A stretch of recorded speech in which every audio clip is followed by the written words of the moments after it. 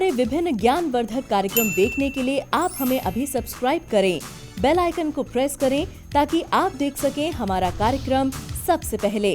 और अधिक जानकारी के लिए फेसबुक पेज को लाइक करना न भूलें। जय माँ इंद्राक्षी। इंद्राक्षी धाम में दर्शकों आप सभी का हम हार्दिक स्वागत करते हैं। आज के दिन जिन जातकों का जन्म दिवस है, मैरिज एनिवर्सरी है, उन सभी को हमारी तरफ से बहुत बहुत शुभकामनाएं। भगवती कात्यायनी सभी को आशीर्वाद दें। माँ कात्यायनी की कृपा सभी के घर में बरसे। भगवती सभी की खुशियाँ पूर्ण करें। आज छठा नवरात्र है। माँ कात्यायनी का आज के दिन पूजन किया जाता है। बहुत सारी चर्चाएं हम आपसे करेंगे भगवती के बारे में। आइए पहले आज का हम पंचांग देख लेते हैं। 18 अप्रैल सन 2021 दिन रविवार, चैत्र मास, शुक्ल पक्ष, संवत 2078, तिथि षष्ठी, नक्षत्र आर्द्रा, राहु काल 4:30 से 6, दिशा शूल पश्चिम दिशा। भगवती कात्यायनी नव रूपों में भगवती का छठा रूप है।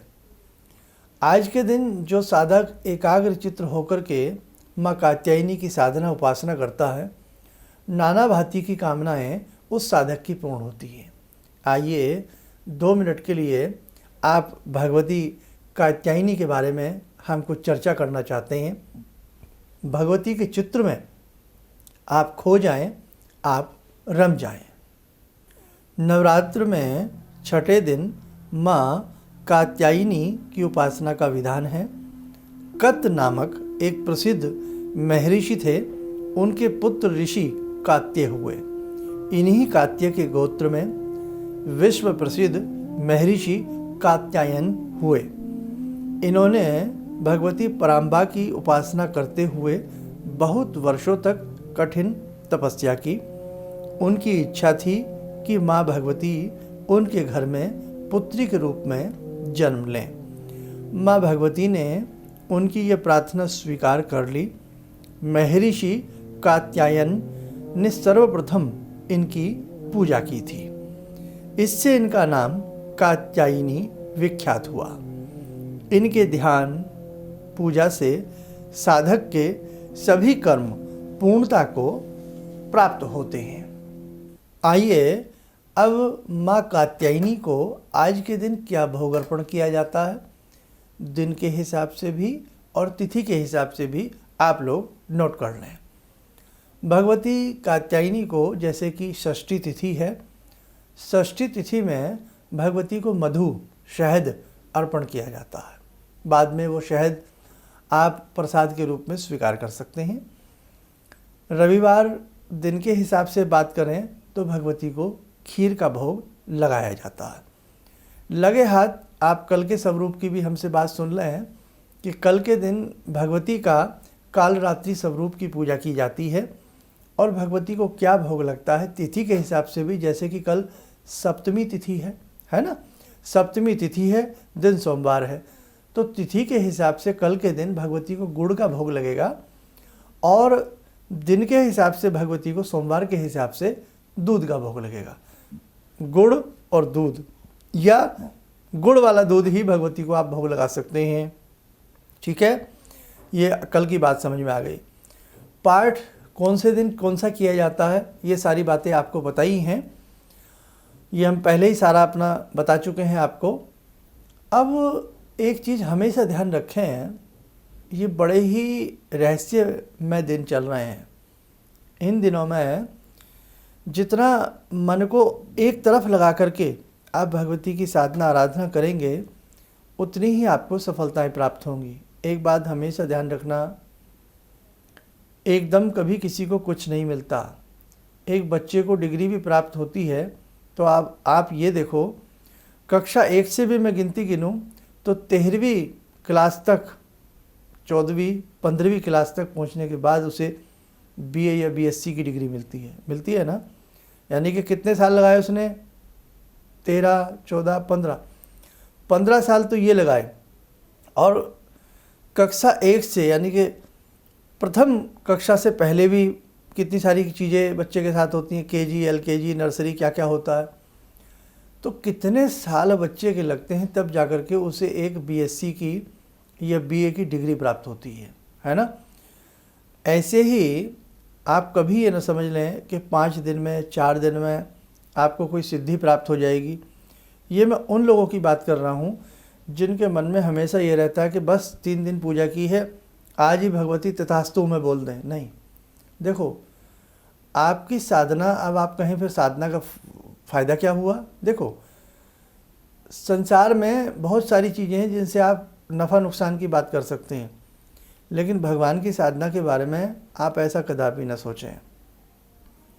पूर्व जन्म में जो हमने बुरे कर्म किए हैं, उन कर्मों को, बुरे कर्मों को धोने का काम भी ये साधना करती है।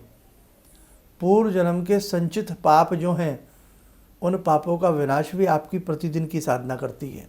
समझे, जीवन में पग पग पे न जाने कितने कष्ट हैं, उन कष्टों को भी भगवती प्रतिदिन की साधना से धीरे धीरे दूर करती है। इसलिए मेरे साधकों, हिम्मत ना हारना, अच्छे से अपनी साधना को करना, हर वर्ष करना, हर दिन करना, हर क्षण करना।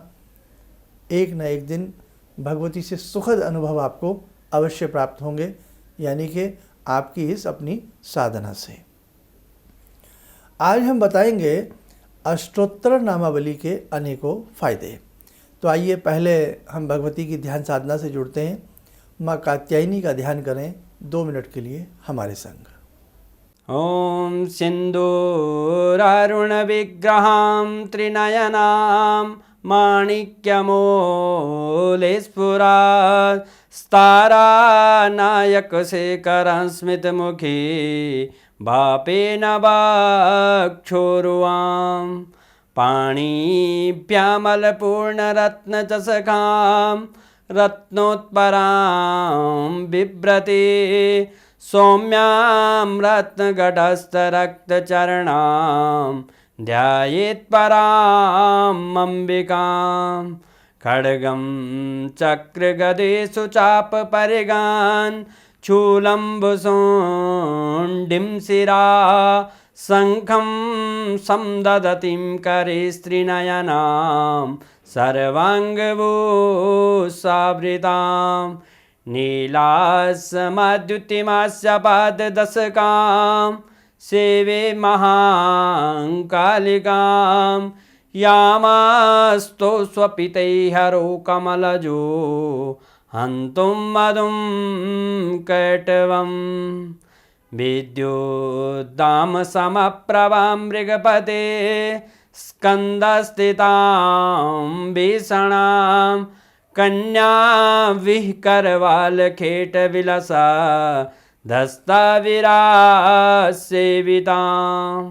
हस्तैश्चक्रगदाशिखेटविशिखां चापं गुणं तर्जनीं विप्राणामलिलात्मिकां शशिधरां दुर्गां त्रिनेत्रां भजे। कवच बना लें, ध्यान करें, भगवती का अनुग्रह हम सबके ऊपर बरस रहा है।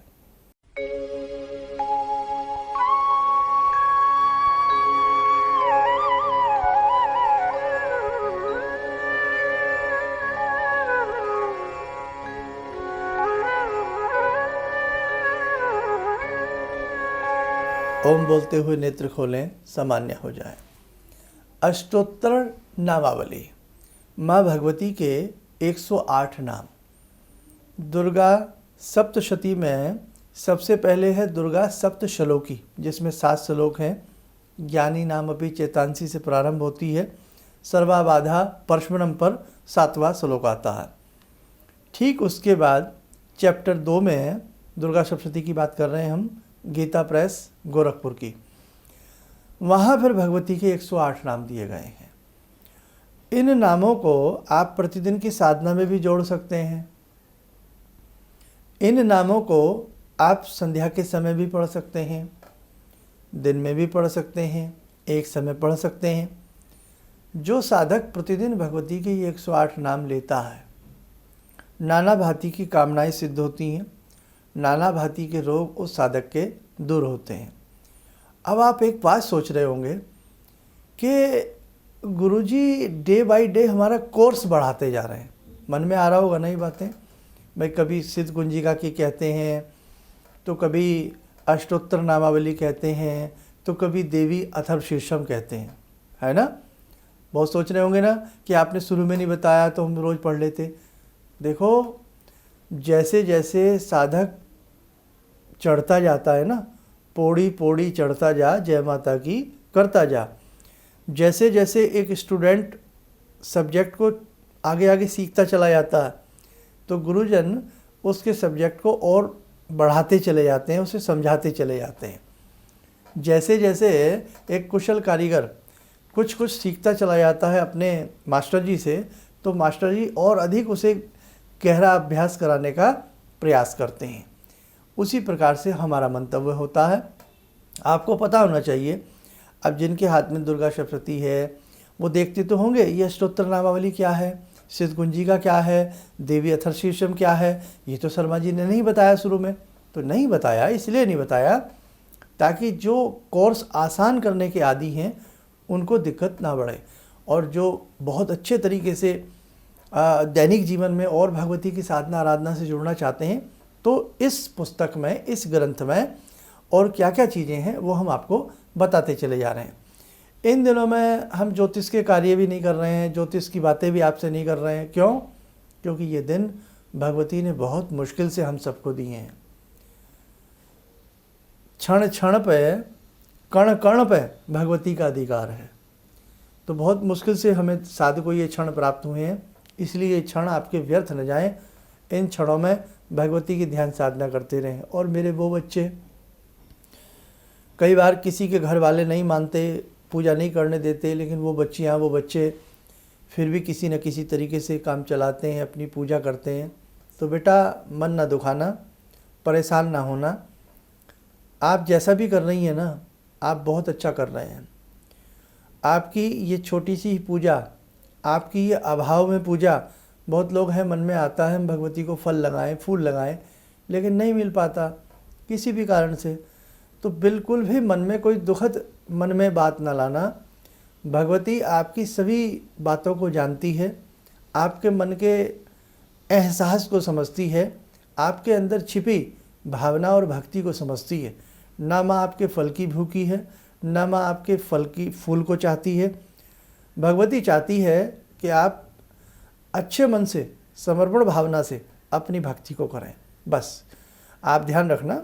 इसलिए कहीं भी जो साधक जो चीज़ नहीं चढ़ा पाता है, जिस हिसाब से पूजा नहीं कर पाता है, कहीं से कहीं तक भी अपने मन को नहीं दुखाना। आपको, आप जो कर रहे हैं आप बहुत अच्छा कर रहे हैं।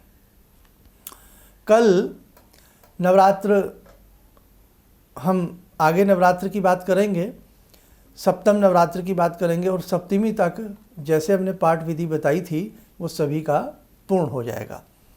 अष्टमी में जो लोग नवमी करते हैं तो वो अष्टमी में सवाल करेंगे हम अष्टमी के दिन पूरा दिन क्या करें। तो ऐसे साधक अष्टमी के दिन, जैसे अष्टोत्तर नामावली हमने बताई है, ये बहुत अच्छी होती है, इसे पढ़ लें। एक बार पढ़ लें, 2 बार पढ़ लें, 5 बार पढ़ लें, सुबह शाम पढ़ लें। देवी अथर्वशीर्षम बताया है, उसे पढ़ लें, है ना। सिद्ध कुंजिका की हमने आपसे बात की थी, सिद्ध कुंजिका को पढ़ लें। और कल के टॉपिक में हम आपको बताएंगे दुर्गा माता के 32 नामों के बारे में, वो भी इस ग्रंथ में हैं। तो बहुत सारी बातें हैं जो आपके बहुत काम की हैं। जितना आप सीखते जाएंगे, करते जाएंगे, समझ लेना, उतने आप भगवती के नज़दीक पहुंच जाएंगे। और बहुत लोगों की डिमांड हम बता ही रहे हैं लगातार कई दिन से, जन्म पत्रिका, वैदिक जन्म पत्रिका बनवाने की, कॉल अपॉइंटमेंट की है। तो उसमें देखो भाई, मिलना तो अभी संभव नहीं है, क्योंकि लॉकडाउन की स्थिति किस प्रकार की सब जगह है वो सबको मालूम है। कोरोना की स्थिति क्या है वो सबको मालूम है। जग जननी से पूरे विश्व के कल्याण के लिए आप अपने घर में सुरक्षित रहते हुए प्रार्थना करते रहिए। भगवान सब कुछ ठीक करें, भगवती सभी के कष्टों को दूर करें। कल की चर्चा कल के साथ रहेगी, ज़रूर सुनिएगा। हम भी आपका इंतज़ार करते हैं कि हम आपको कुछ बताएं, और आप हमसे ज़्यादा हमारा इंतज़ार करते हैं कि शर्मा जी हमें कुछ बताएं। जय माँ कात्यायनी। ये अनुभव मैं अपनी पत्नी के बारे में शेयर करना चाहता हूँ आप लोगों से। मतलब उनकी जॉब चली गई थी किसी रीज़न के कारण, मतलब कुछ प्रॉब्लम आ गई थी। तो इन्होंने कुछ मंत्र जप करने के तरीके बताए थे कि मंत्र जप करना है और इस तरह करना है। उससे बड़ा ही चमत्कार हुआ और एक काफ़ी अच्छी बहुराष्ट्रीय कंपनी में उनकी जॉब लग गई। तो ये मतलब एक मंत्र ही ऐसी साधना है जिसमें आप डायरेक्ट भगवान से जुड़ते हो और भगवान से आपकी कम्युनिकेशन होती है। किसी भी समस्या के समाधान के लिए मिले प्रसिद्ध हस्तरेखा एवं वास्तु विशेषज्ञ प्रोफेसर धर्मेंद्र शर्मा जी से। नोट: शिविर में भाग लेने हेतु एवं व्यक्तिगत रूप से मिलने के लिए कॉल करने का समय सुबह 10 बजे से शाम 6 बजे तक। हमारे विभिन्न ज्ञानवर्धक कार्यक्रम देखने के लिए आप हमें अभी सब्सक्राइब करें, बेल आइकन को प्रेस करें ताकि आप देख सकें हमारा कार्यक्रम सबसे पहले। और अधिक जानकारी के लिए फेसबुक पेज को लाइक करना न भूलें।